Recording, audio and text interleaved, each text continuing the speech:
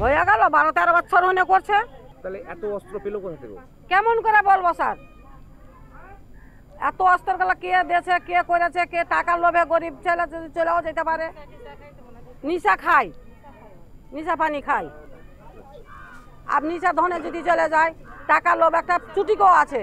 আপনি যদি আমাকে যদি 5,000 কি 100 কি 50 যদি টাকা দেন যে এই মজমপুরে এই জিনিসটা নিয়ে যাও, তো আমি তো চলে যাব লোভে, যে পাইলবো 5 মিনিটে, এই হিসাবে লোভে চলে গেছে।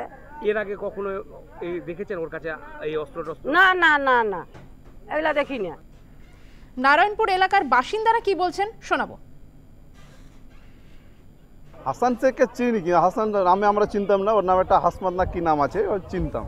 তো ওই বেশিরভাগ বাইরেই থাকে, ফেরি করে বিহার মধুবনীতে ফেরির কাজ।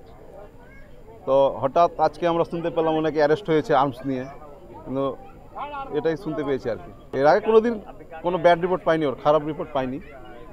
বিহারে কতদিন ধরে যাতায়াত করে? অনেক দিন থেকে 10-15 বছর থেকে বিহারে যাতায়াত করে। আমরা তো আতঙ্কিত আছি, একটা গ্রামে দুর্নাম হচ্ছে, এইভাবে একটা আর্মস নিয়ে ধরা পড়েছে, এটা গ্রামেরও দুর্নাম হচ্ছে। এর আগেও বৈঠকখানা বাজার এলাকা থেকে অস্ত্র উদ্ধার করা হয়েছিল। অস্ত্র পাচারের ট্রানজিট রুট হয়ে উঠছে শিয়ালদাহ। প্রশ্নে নাগরিক নিরাপত্তা কি বলছেন শহরবাসী শোনাবো। নিরাপত্তার অভাব তো অবশ্যই রয়েছে, কারণ আমার মনে হয় যে এখানেও একটা পুলিশের দেখা উচিত যে লাগেজের মধ্যে কি নিয়ে যাওয়া করছে, কারণ তার ফলে এগুলো চেক করলে অন্তত বোঝা যাবে যে কোনো আর্মস আসছে কিনা বা কোনো বোম বা যেগুলো আসার। তো এইগুলো আমার মনে হয় এগুলো বাড়ানো উচিত, পুলিশের এই জিনিসগুলো দেখা উচিত, কারণ ট্রেনের মাধ্যমে অনেক কিছুই আনা যেতে পারে। এখন পশ্চিমবঙ্গে সিকিউরিটির অভাব আছে, সেটা তো আমরা সবাই জানি। কিছুদিন আগে আরজি কর কাণ্ড এটা পরিষ্কার করে দিয়ে গেছে, এটাকে নিয়ে নতুন করে বলবার কিছু নেই। আর সাধারণ মানুষ তো অলওয়েজ ভিকটিম, ঠিক আছে?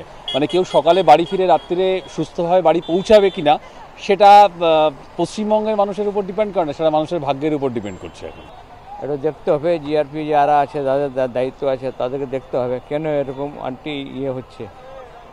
আর এটা আমাদের ওয়েস্ট বেঙ্গলকে পিসটা যেটা ভাঙার জন্য চেষ্টা করা হচ্ছে। আমরা কথা বলেছিলাম প্রাক্তন পুলিশ কর্তা সত্যজিৎ বন্দ্যোপাধ্যায়ের সঙ্গে, তিনি এই প্রসঙ্গে কি বলেছেন শোনাবো। এই যে কালিয়াচক কিংবা মালদা কিংবা মুর্শিদাবাদ থেকে যারা নিয়ে আসছে, তারা নিশ্চয়ই কলকাতার কোথাও এটাকে হস্তান্তর করার কথা ছিল, এবং সেটা হস্তান্তরের আগেই পুলিশ সেটাকে ধরেছে। সেই জন্য পুলিশ আরপিএফি ধরুক আর জিআরপিএসি ধরুক আর এসটিএফি ধরুক, যারাই ধরেছে তারা কিন্তু তাদের জন্য একটা ধন্যবাদ। কিন্তু ঘটনা হচ্ছে যে এই আর্মস অ্যান্ড অ্যামুনিশন ধরার জন্য কিন্তু আমাদের যিনি প্রশাসনিক প্রধান ম্যাডাম মুখ্যমন্ত্রী এবং সাংবিধানিক প্রধান রাজ্যপাল, তারা কিন্তু প্রথমেই বলছেন যে আর্মস ধরুন, এক্সপ্লোসিভ ধরুন এবং জনগণের জীবন বাঁচান। সুতরাং আরো বেশি করে এগুলোর জন্য সিজার লিস্টের মধ্যে আনার দরকার আছে, যে এই আর্মস গুলো তাদেরকে জিজ্ঞাসা করে বার করতে হবে যে তারা এই আর্মস গুলো পেল কোত্থেকে, কোথা থেকে আর্মস, এই যে মিসক্রিয়েন্ট যারা ধরা পড়েছে তারা কোথা থেকে এই আর্মস গুলো পেয়েছে, কে তাদের কাছে বিক্রি করেছে, কিংবা তারা কোথা থেকে কালেকশন করেছে, কত টাকা দামে কালেকশন করেছে, কে তাদেরকে ফিনান্স করেছে, অর্থনৈতিক সাহায্য। এই প্রত্যেকটা জিনিস কিন্তু তদন্তে কনসিডারেশন জোনে আসবে। তাদের হোয়াটসঅ্যাপ চ্যাট থেকে বার করতে হবে যে যারা যারা এর মধ্যে জড়িত, এবং আসল যারা দোষী তাদেরকে তুলে নিয়ে আসতে হবে এবং দ্রুত তদন্ত করে দৃষ্টান্তমূলক শাস্তির ব্যবস্থা করতে হবে। কোনো লঘু ধারায় কেস নয়, অ্যাকুরেট সেকশনে কেস লিখে এবং নন ভেলেবল সেকশনে কেস লিখে তাদের এগেইনস্টে ব্যবস্থা নিতে হবে। বারবার অস্ত্র উদ্ধারের ঘটনায় বিরোধীরা কি বলছেন শোনাবো। এই রাজ্য তো দুর্বৃত্তদের একটা সুখের সংসার হয়ে দাঁড়িয়েছে। দুর্নীতি আর দুর্বৃত্ত হচ্ছে এই রাজ্যের সবচেয়ে সুবিধাজনক অবস্থায় আছে। যারা এইসব করে তারা এই রাজ্যে প্রশ্রয় পায় এবং রাজনৈতিক দলগুলো ধর্ম করে মানুষের মূল সমস্যা থেকে সরিয়ে দেয়। খোঁজ নিয়ে দেখবেন এই অস্ত্র হয়তো কোনো ধর্মকারীরাই এনেছিলেন কোনো একটা দাঙ্গা ফাঙ্গা বাঁধাবার জন্য, এই আশঙ্কাও থেকে যায়। সারা রাজ্যটা বোম আর অস্ত্রের একটা অস্ত্রাগারে রূপান্তরিত হয়েছে। চারিদিকে এত বেশি এই জাতীয় মস্তানদের দৌরাত্ম্য হয়ে গেছে, যেটা পুরোপুরি তৃণমূলের ভোট জেতার জন্য মস্তান নির্ভর রাজনীতি দায়ী।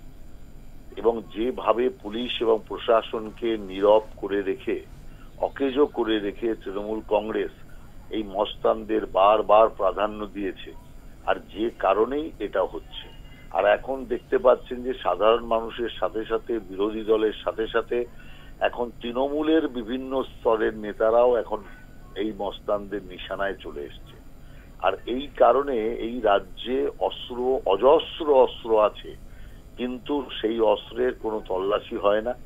বোম শিল্পের কারণে একবার তল্লাশির ডাক দিয়েছিলেন মুখ্যমন্ত্রী মমতা ব্যানার্জি।